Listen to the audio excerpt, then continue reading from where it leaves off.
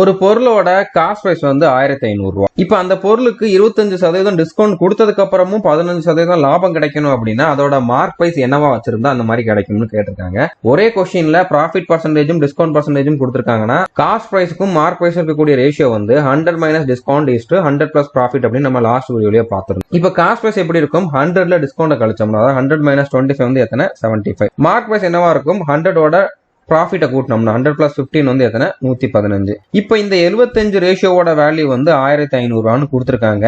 இந்த 115 ரேஷியோட வேல்யூ வந்து தெரியணும். சோ என்ன கொடுத்திருக்காங்களோ அதை மேல எழுதுங்க, அது எதுக்கு கொடுத்திருக்காங்களோ அதை வந்து கீழே எழுதுங்க. நம்ம கண்டுபிடிக்க வேண்டியதை மல்டிபிள் பண்ணுங்க.